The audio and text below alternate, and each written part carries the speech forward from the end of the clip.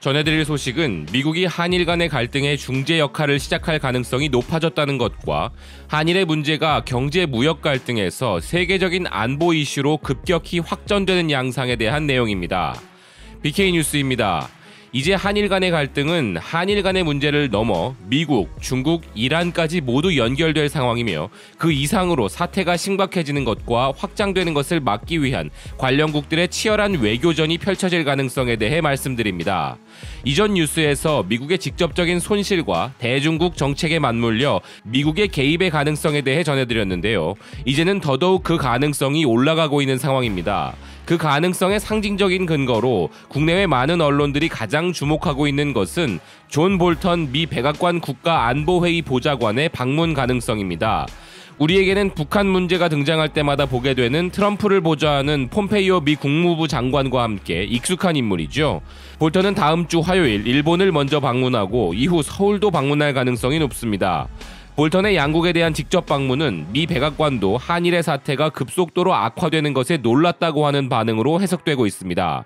한편 어제 여야 5당의 청와대 회동에서 정의당의 심상정 대표가 한일 군사보호협정의 파기를 진지하게 검토해야 한다고 했고, 정의용 청와대 국가안보실장도 지금은 유지하겠다는 입장을 갖고 있으나 상황에 따라 재검토할 수 있다는 언급을 하면서 한일 간의 경제 무역 갈등은 이제 한일 양국 간의 안보 문제로 확전이 될 가능성을 보이기 때문에 양국과 모두 동맹인 미국의 입장에서는 사태를 해결하지 못하면 미국의 막대한 안보적, 경제적 손실이 예상될 수밖에 없습니다.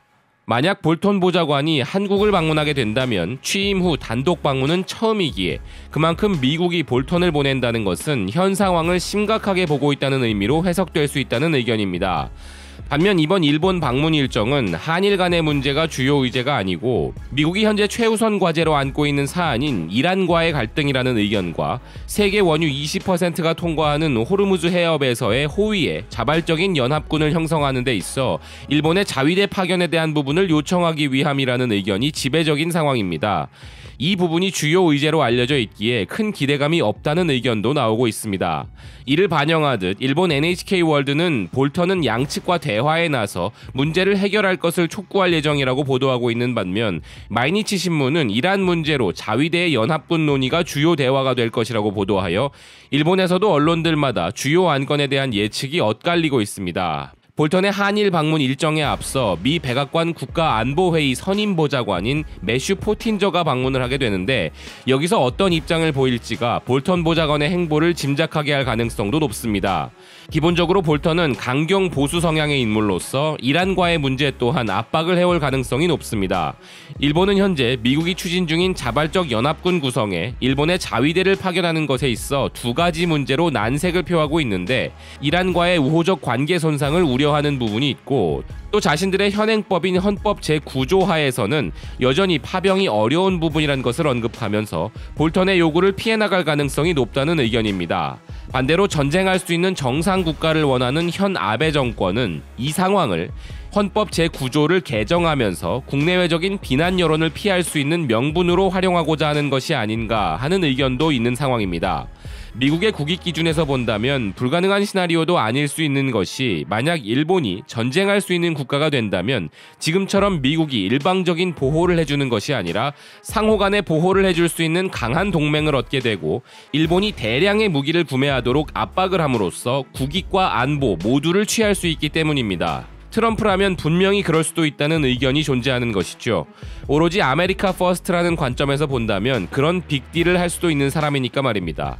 이번 볼턴 방문의 주요 의제가 될 수 있는 호르무즈 해협을 중심으로 하는 이란 문제는 일본과 마찬가지로 한국과도 밀접한 관계가 있는 부분이 있습니다. 한국 역시 미국과 동맹국이기에 일본이 받고 있는 압박을 동일하게 받을 가능성이 있다는 의견입니다. 우리에게만 그런 부담을 주지 않을 거라고 볼 수는 없기 때문입니다. 17일에 있었던 데이비드 스틸웰 미 국무부 동아태 차관보와 우리 정부 간의 만남에서는 그런 요구가 전혀 없었으나 볼턴 보좌관의 방문은 또 다른 문제입니다. 한국 역시 일본처럼 이란과의 관계가 있으나 동맹국인 미국과의 사이도 감안해야 하고 여기에 한일 문제까지 생각해야 하기에 많은 고민을 떠안게 될 수도 있을 것이라는 의견입니다. 한일 간의 문제는 중국에 대한 견제와 3자 안보 협력, 북핵 문제만으로도 양국 사이에서의 미국의 적극적인 역할이 나올 수 있는 상황인데 호르무즈 해협의 자발적인 연합군 파병이 큰 변수로 등장한 상황이라 할 수 있겠습니다. 우리와 일본이 이 부분에 대해 어떤 선택을 내리고 볼턴과 어떤 대화를 나누느냐에 따라 미국이 개입했을 때 어느 쪽의 의견을 더 귀 기울여 들을지가 갈릴 수도 있다는 분석도 나오고 있습니다. 결국 미국은 한일 간의 문제라는 이 사안을 따뜻한 동맹의 시선이 아니라 철저하고 냉정하게 국익이라는 관점으로 바라볼 것이라는 의견입니다. 그들이 부탁해올 부분과 요구해올 부분 등에 대해 우리 정부 역시 철저히 국익의 관점에서 최상의 외교를 펼쳐주길 바라는 마음입니다. 앞으로도 BK뉴스는 관련한 소식을 발빠르게 전하도록 노력하겠습니다. 시청해주셔서 감사드립니다.